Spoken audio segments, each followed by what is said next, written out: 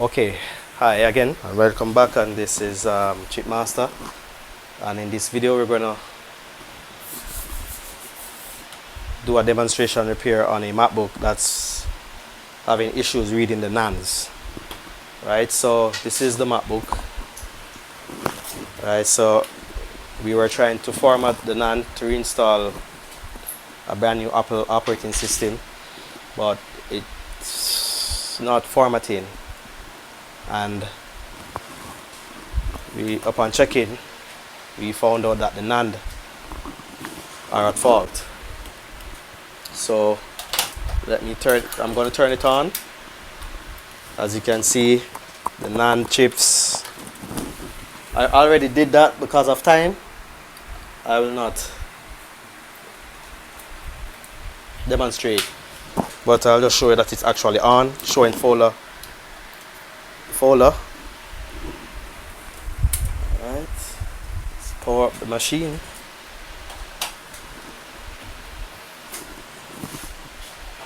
As you can hear the chime, we have the Apple logo. So we can't install a fresh operating system on this unit because of the NAND chips.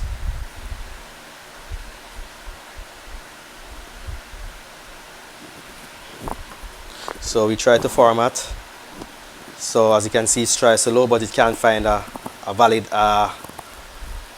operating system. So right now, currently, the iBoot is installed. Only the iBoot, but there's no operating system. So now I'm going to just replace the NAND using the direct transplant method. Right, normally on the T2 Macs or with the Intel-based CPU, sorry, with the T2, right, we could use NANDs and program them with the JCID programmer, right, based on the target Apple that you're repairing, and then you can swap off the NANDs using the JCID method or direct transplant. But for the M1 and the M1, M2 and M2 Pro and M2 Pro Max and Ultra series M1 CPUs, this program is not, the program doesn't support for the M1 series CPU for using the JCID or the NAND programming method. So in this method or repair, I'll use the direct transplant using another donor board from an iCloud lock board to solder these NANDs onto this target MacBook. So I'm going to take apart the machine now and take apart the other MacBook which I have here as a donor MacBook. Where is it? Oh, right, I have here, this is an iCloud lock MacBook. So I'm going to take the NANDs from this one, right, just make sure that it's on. So this one is iCloud locked, so as I said, I'm going to take the NAND from this one and I'm going to do a direct transplant. So these MacBooks have to be identical for this operation to be successful. So you cannot take it from an M2 Pro Max or M2 Mac, right, and then expect it to work. It has to be from the exact, that's why it's called a direct transplant. And so I'm going to take apart this one and this one. So I will pause the video because of time. That's going to take up too much time. You all know how to disassemble a MacBook already. If you want to learn how to disassemble a MacBook, there are tons of videos you can find on how to disassemble a MacBook. I won't show you how to do that on this channel. Right? That's a waste of time. So I'll take apart these two MacBooks and then I'll get back to you for the direct transplant. Oh, the screen is broken. Aha. So the person did the screen is broken. So as I said, this was given to me for parts. It's iCloud locked, so I'll just take the NAND off. Alright, so okay, so sorry about that, and I've now disassembled the machine. As you can see, I have two NANDs on this one. Alright, so I have two NANDs. Alright, and this is a M1. The M2 only normally have one NAND here, which is on the 00 port. This is normally the 00 port, 01, and this is 02. So we have to mark these before I remove them. If I don't mark them, then I'm in trouble because each port is required to solder a specific NAND. right? So this NAND is on the 00 port. So this is a 0 first, which is a 0, which is the first order, and this is the second order. So it's 00001. So if we go to the schematic, we can also see that. And let me go over to the schematic. Okay, so and I'm back, and now we have here the schematic. Where is Mr. Man? Let me go over to the display here. So as you can see, this is a schematic that I have here of the board, and as you can see, these are the landing pads of the two NANDs. As you can see, we have 00 and we have 100.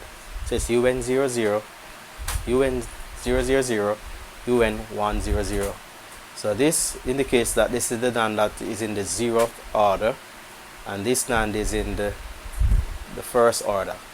So you have to make sure that you know and understand how the NANDs are placed on the board. So this is starting from 0 and this is starting from 1. So I'll have to make sure that I name do a marking on these two NANDs. So I'll name this 0 and I'll name this 1. Right, so this is the order in which you have to solder them.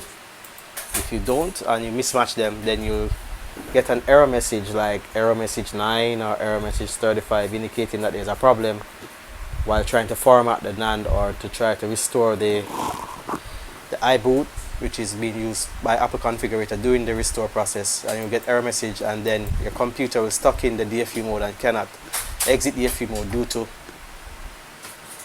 the NAND that are soldered improperly. So as I said before, if the NANDs are not soldered correctly, yeah, then okay, alright, so if the NANDs are not soldered correctly, then you will end up with different error messages when trying to use the Apple Configurator, because you have mismatched the order of the NAND. So first you have 0 order and then you have 1, right? Alright, so I'll now go back to the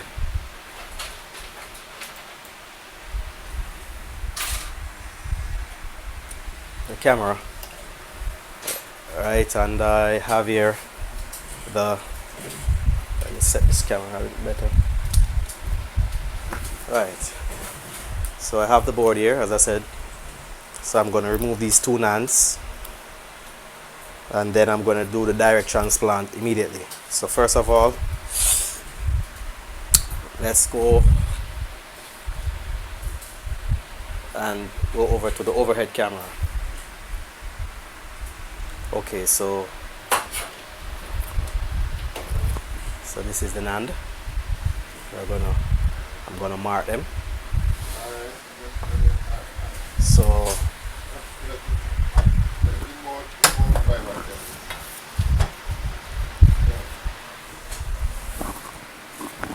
I'm gonna do the transplant. So first of all,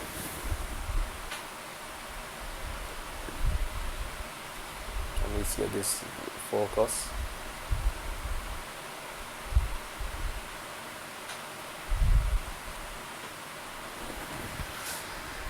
Alright, so from this side, this is 00, UN00, and this is UN100. As a matter of fact, this is the bad NANDs, so, but I'm still gonna label them. Marker, marker, marker. Yeah, see marker. Marker, marker.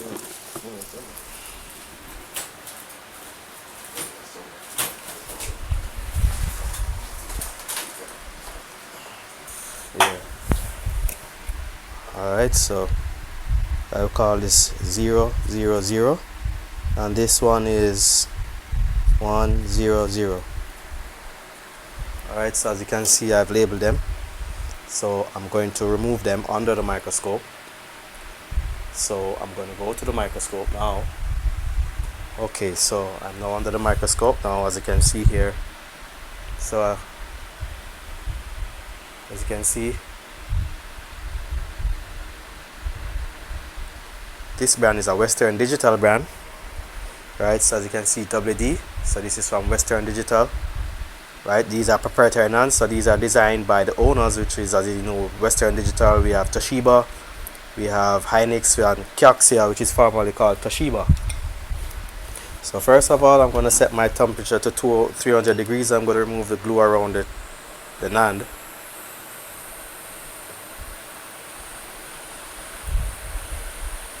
Right, so I'm gently, this part should be very gently, because if you apply too much pressure, you can damage the traces, like these small traces here. You don't want to go too hard with the tweezer, so you just gently rub over to remove the glue. It's not that difficult to remove. Alright, so I'm gently removing the glue. These are the bad NANDs, so I'm just removing them first.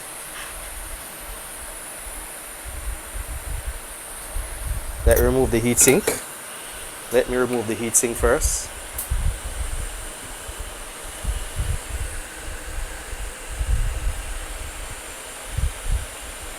Okay.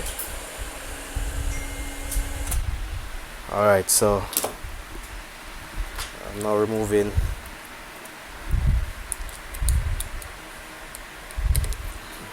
moving the heatsink from the CPU, from the M1 CPU. I don't thermal shock the CPU due to too much heat, so it creates a thermal shock, and you don't want that. Alright.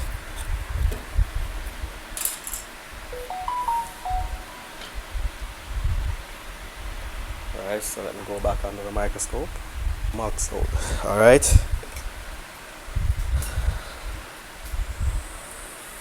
So, sorry. Let's go back to the microscope.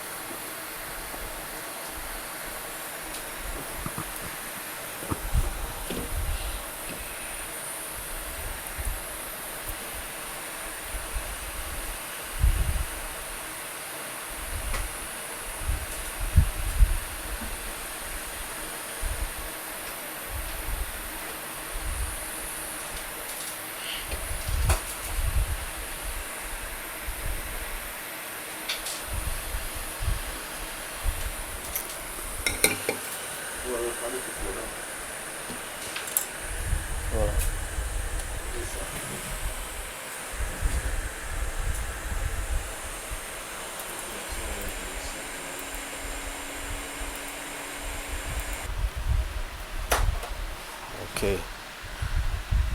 Alright, so I'll now remove the 00 chip 000 NAND.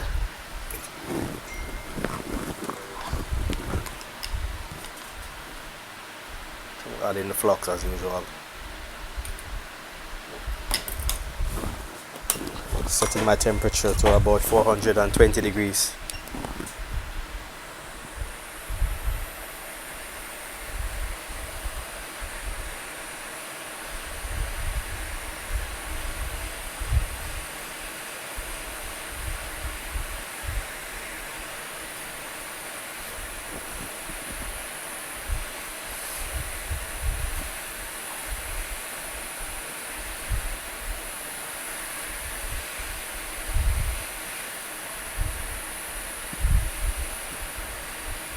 So this is a 288 gigabyte and this one is 256 gigabyte, and they are both Western Digitals.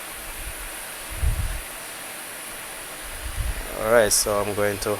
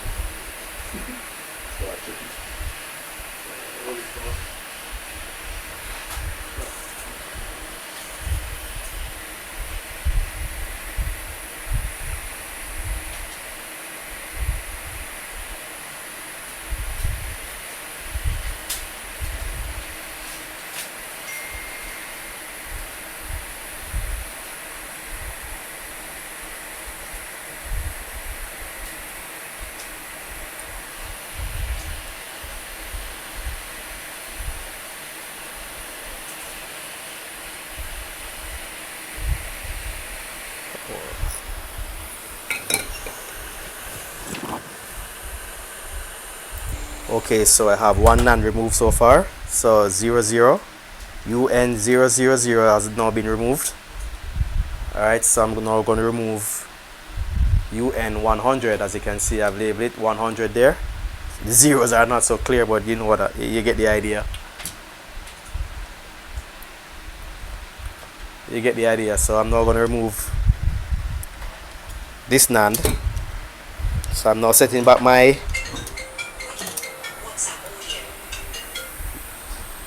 hot air to 300 degrees.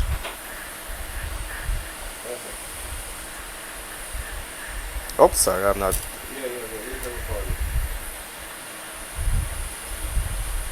Alright, so I'm removing this glue now. As I said, very gently, because you don't want to break the traces with the tweezer due to that excess force. So you can just simply scrape and move around. Oops, move around. Alright, so I'm now removing from the top all edges. Alright, so here we go. So now I'm gonna add some flux.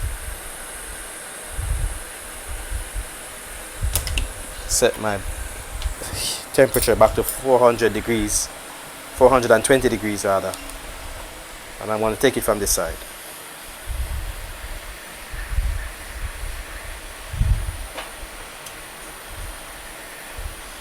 So I'm going in a circular motion to prevent thermal shock to the NAND. Alright, so I'm going in a circular motion. And then now I can now gently apply steady heat.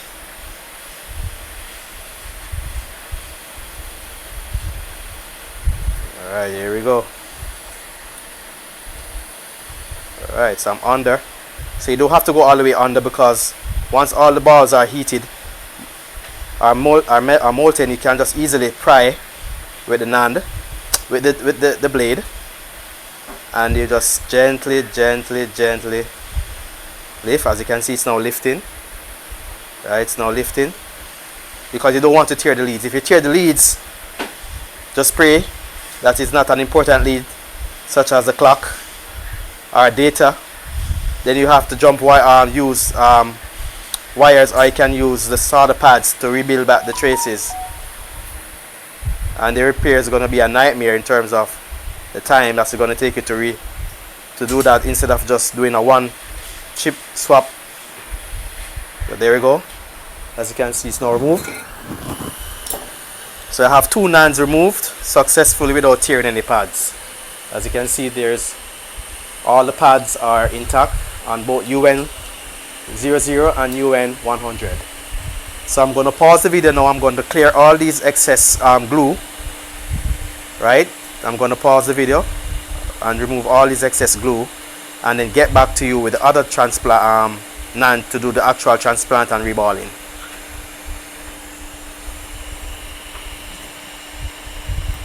Okay, so I am now doing the last one.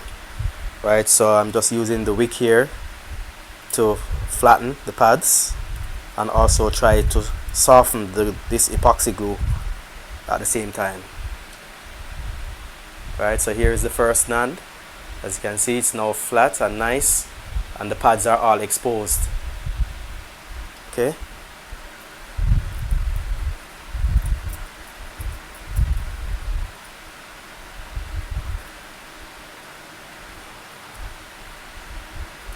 Alright.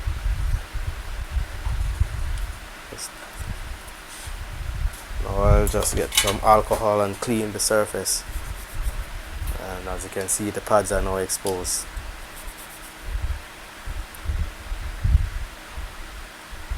Oh, I see two missing pads here, but these are most likely ground pads. These are most likely ground pads here. Alright, those two pads here, most likely those are grounded, so I don't have to worry about those pads. And even so, when I tin them with the ball, when you're doing the soldering process, the actual solder ball will make contact there, so I don't have to worry about those pads. And if you're not sure, you can go back to the schematic and then look at the board view, and then you can see and confirm if the pads are actually grounded. So now I'm just removing the extra glue on this section here. Alright, this is the time consuming part, that's why I had to pause the video. But since this is the last one, I can just record this one under the camera, because I'm basically finished. I have to repeat the steps again from the donor board now. So I'm just going to remove those and then show the reball process and then the soldering process.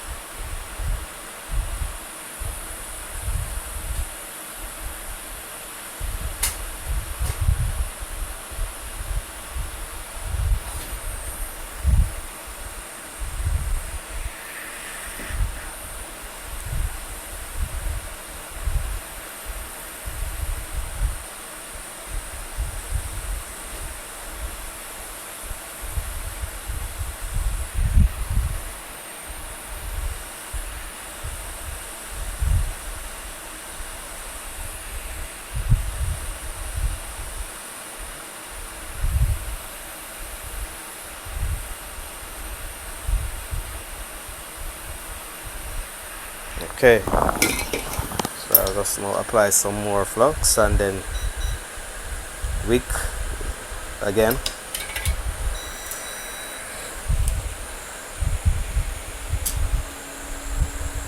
Ouch, I got a burn.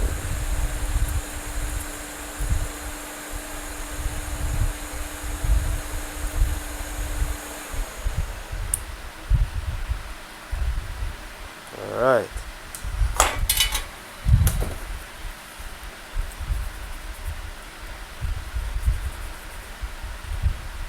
Alright, so it's now smooth. It's now ready, as you can see. So UN00, UN100, all pads. Oh, let me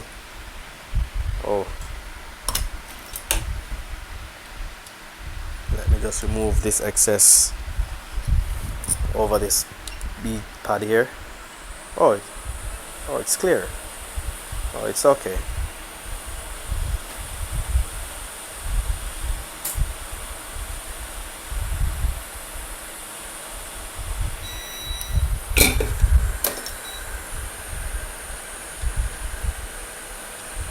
Okay, so I'll get back to you when I have fully desoldered the rest of the NANDs from the donor board.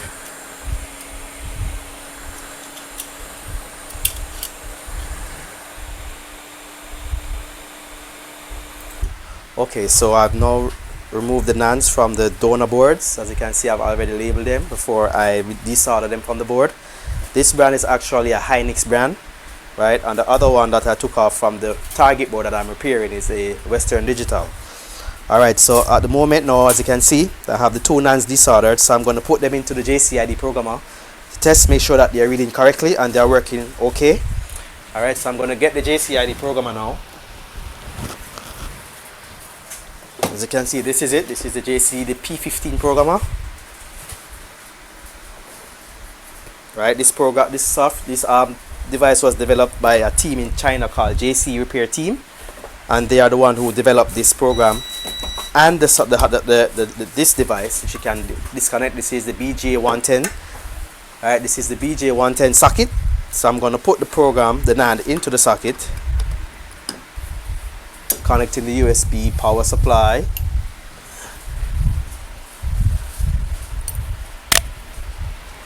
Alright.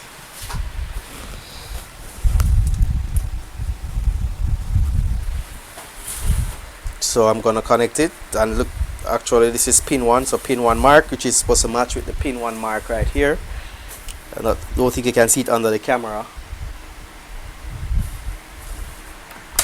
Alright, let me plug in the power.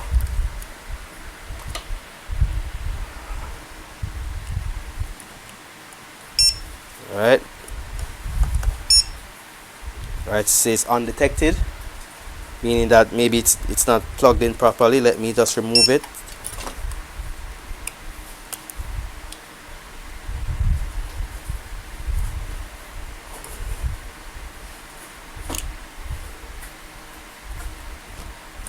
Alright, let's go again. Still undetected.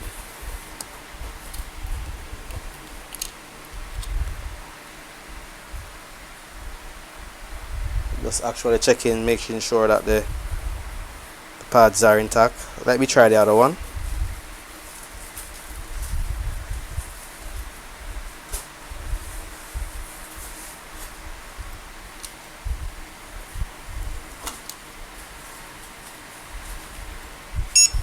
Hold on. Sometimes the glue that is on the edges not properly removed from the edge of the NAND, so I'll have to like scrape off that excess glue from the corners, which is allowing it not to sit properly inside of the socket.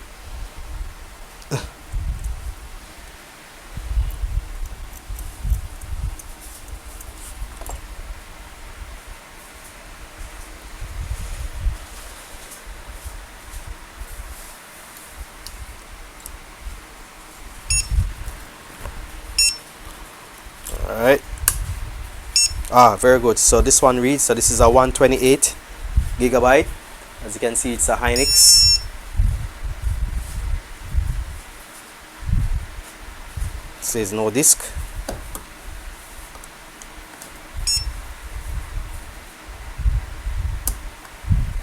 Let me just make sure that it's plugged in good. Oh, there we go. Disk running. 128 gigabyte. Let me see if I can carry it up to the camera. Hold on. I think I have a... Okay. So let me see if I can... Alright, so it's 128 gigabyte there. But it keeps saying no disk.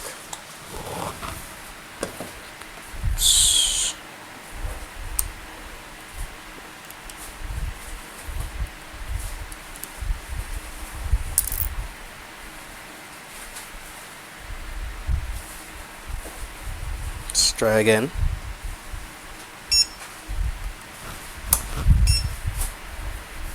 I know it's a connection issue. Let me just clean this some more with some 99.9. Oh.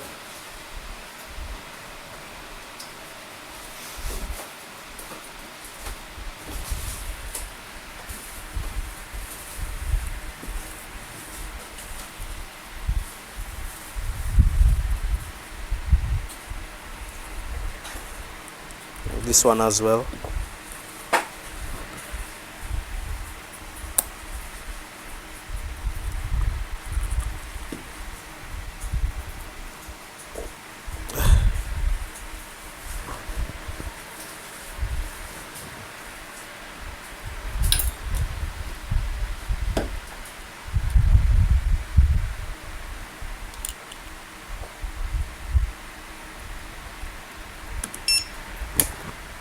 Alright, there we go. So this one is reading now, and this one is the first one, UN100, and it's a 128 gig, and it's a Hynix brand.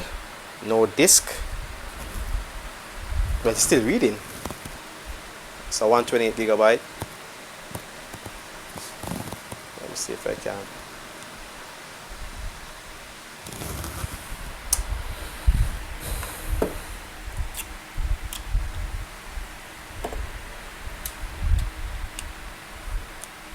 I know that the JCID programmer doesn't support the reading of the M1 series, M2 series, all M1 series, M2 series, NAM, and this one works as well. 128 gigabyte. So I'm going to solder them now onto the target board. Oops.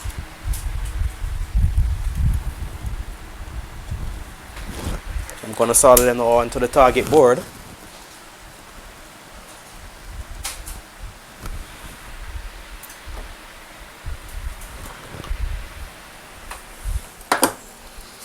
This is the target board, so I'm going to solder them. So I'm going to go back under the microscope.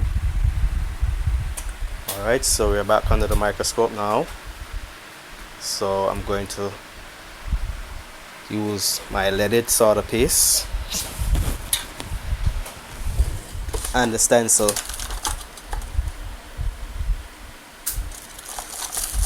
So getting the stencils ready.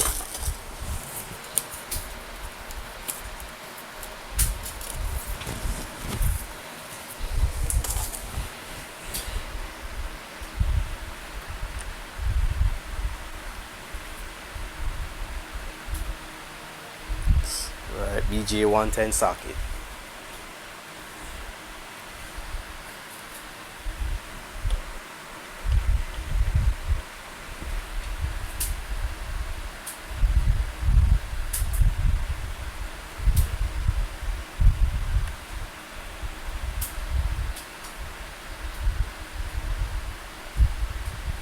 All right.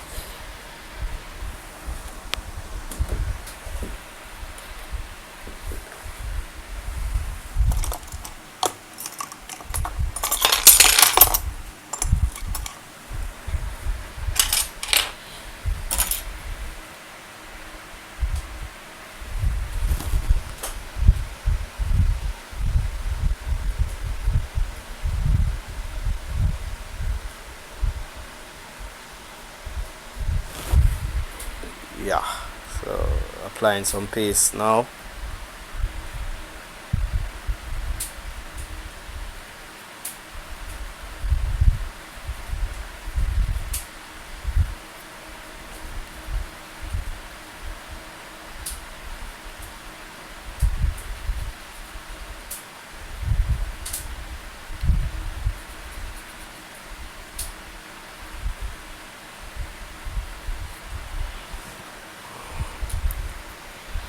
Right, so I'm going to set back my hot air now to 300 degrees.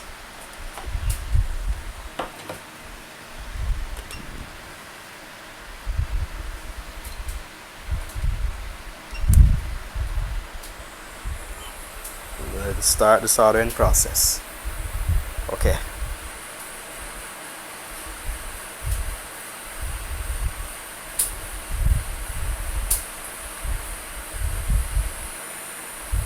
Alright, there we go.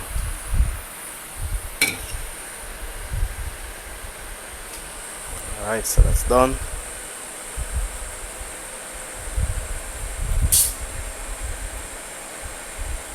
So this one is UN 100 and it's now reballed. Now going for it, UN 00. Side.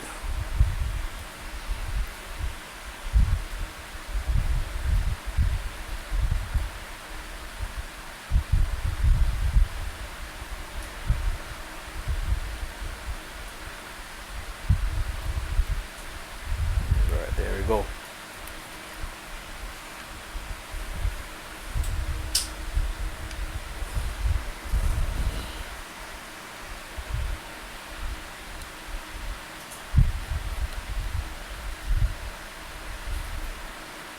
There we go, there we go, there we go. In this repair, really this part is the easiest part is doing the actual reball on these NAND because the BJ pads are so big, so this is the actual easiest part, the reballing. All this work to just reach this part. Alright, so setting back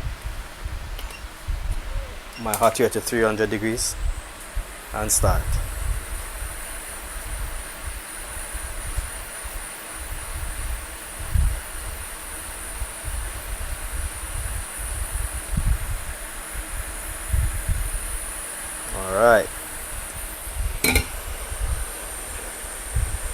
set.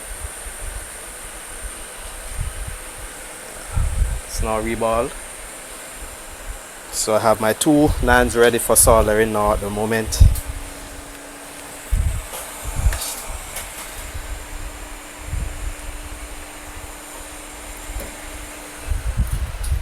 So this is the pin one is actually on this side right here. So I'll just start applying flux.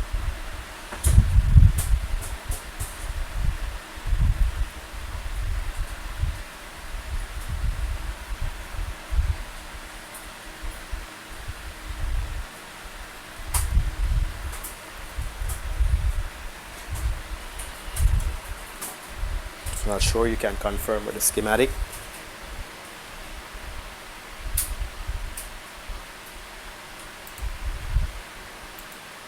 Alright, as you can see, B1, that's A, so pin 1 is right here because this is A1, A2. Alright, so this is B1, B2, B3, B4. So this is pin number 1 here at the edge of the board here, as you can see.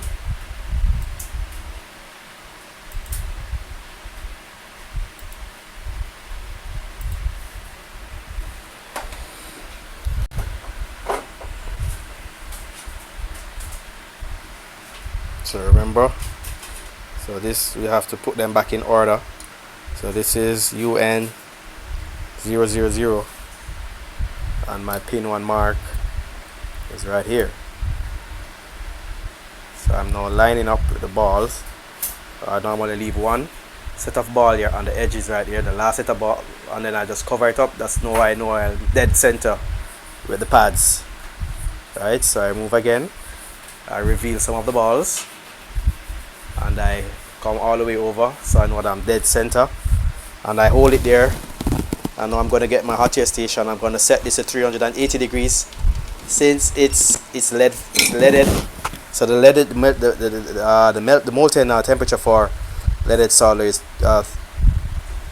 180 degrees. You can even use 300 degrees. Alright, so I'm making sure that I'm holding the chip and I'm soldering it now.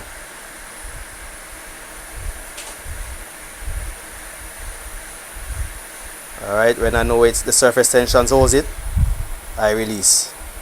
Now I can just solder. And when the NAND will just snap in place due to the surface tension, and then I'll use a notch test, and then that's it. That's my way of soldering BJ chips.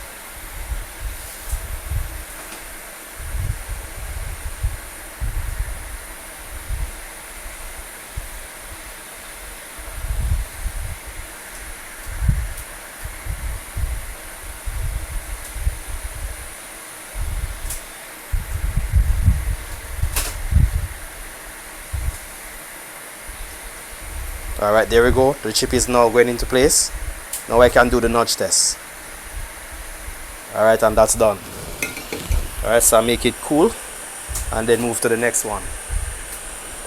Applying flux again. Spread it.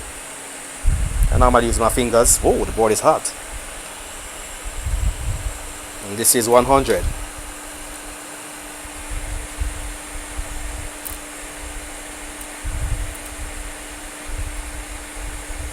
Alright, so I'm doing the same thing again. I leave the last set of pads exposed and then I come all the way over. And that's how I know that I'm in the dead center with the BJ pads. Alright, and I hold it there. And then I solder. Hold my hand shift a while ago. Let me just redo it again. There we go. Alright, so let's go.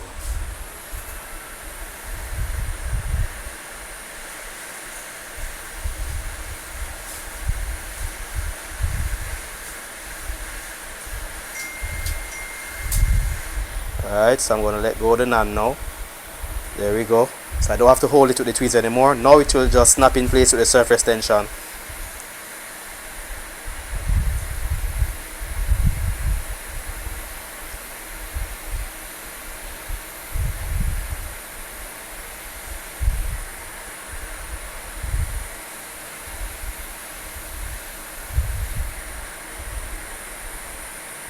Alright, there we go. Now the chip is now in place. So I'm going to do the notch test now.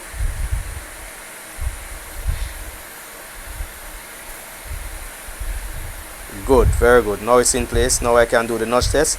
Now I'm nudging. As you can see, I'm going back and forth, and that's how I know the chip is soldered. Alright, so I'm going to let this cool. So upon this soldering, though, the MacBook should know it's in recovery mode by default automatically when you connect it to the Apple configurator software, and then now we should be able to restore this Apple to restore by the iBoot firmware from the Apple server. And after the Apple server installed, then we can install a clean operating system and the laptop should be fixed. Alright, so I'm going to pause. I'm going to put this together, and then we're going to test to see if this thing actually worked, and so we can see if it enters the recovery and successfully restored with the iBoot. Alright. Yeah. Okay, so as you can see here now, I have assembled the laptop partway. Right, I've assembled the laptop. So I'm gonna connect the USB-C cable to the MacBook here, and you should see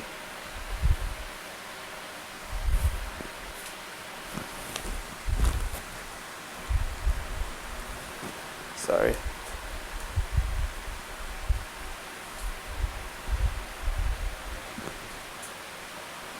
Apple configurator picking it up in recovery.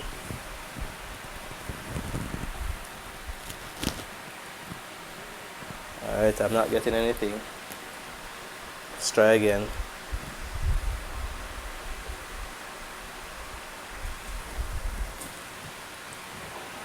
Let me get the back.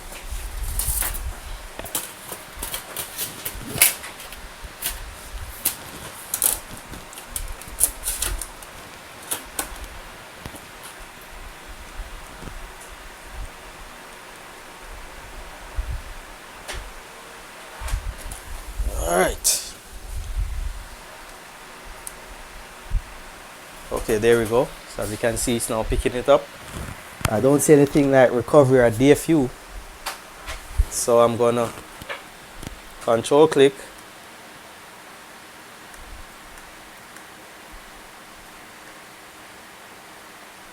And I'm gonna select restore and restore. Hopefully I get this thing to work. Let's see.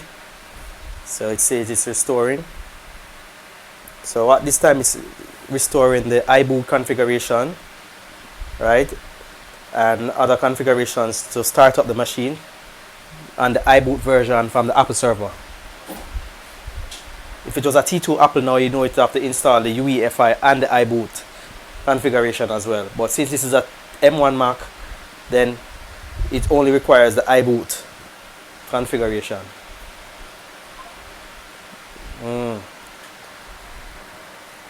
So let's see. 2 out of 4.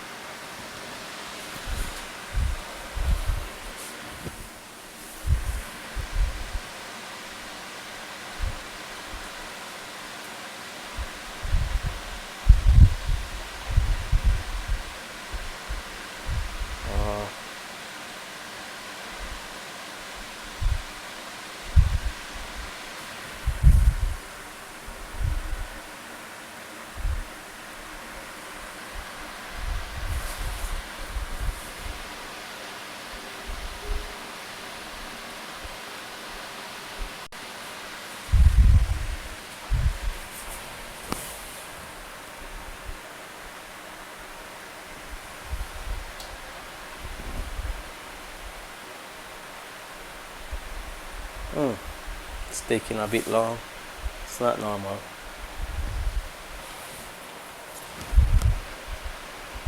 Okay, it's moving, but it's moving very slowly. My internet connection is not so. Am I connected to the? Oh, the net is. I'll have to connect to the. I don't trust the net is. I'm gonna pause and then connect to the other network. Okay, so and now, so as you can see, I had skipped out the entire process because that one part was a bit long. So as you can see now, I have installed the Mac OS. This is a Ventura using the other MacBook to restore the operating system and the system recovery back onto this computer with the NAND that I did a direct transplant on.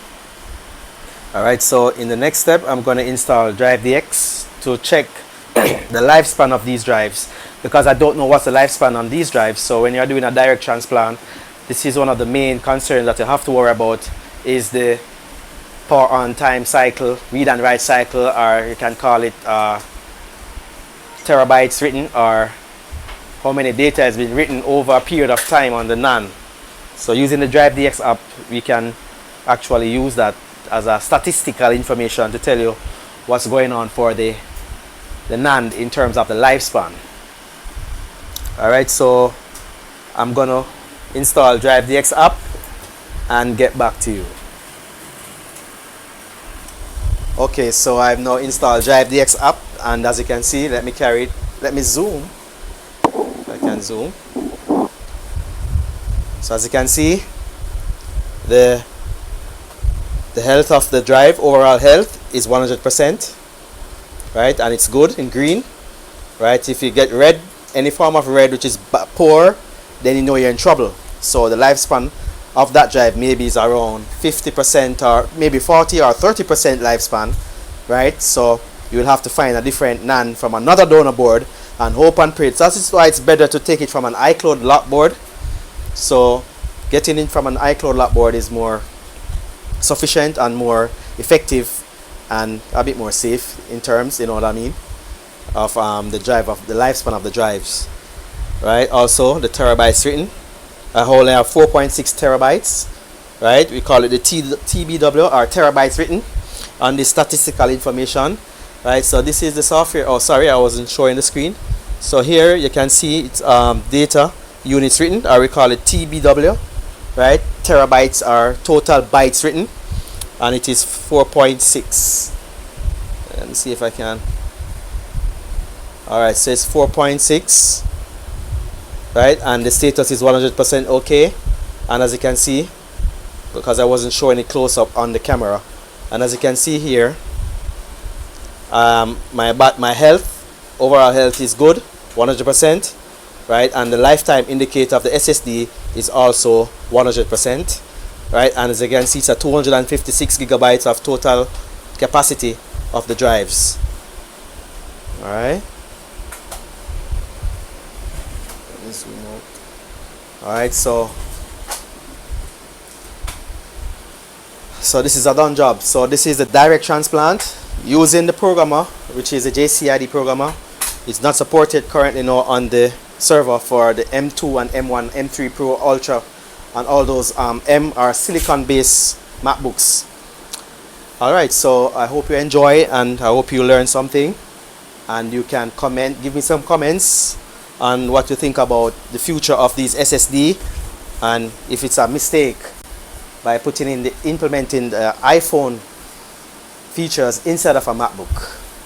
Alright, I'm not a person who is I'm not an Apple user. I don't use Apple products, right? And but I repair them, but I'm not an Apple user and I don't use Apple products. Alright, so see you in the next video when I'm gonna fix something else. Okay.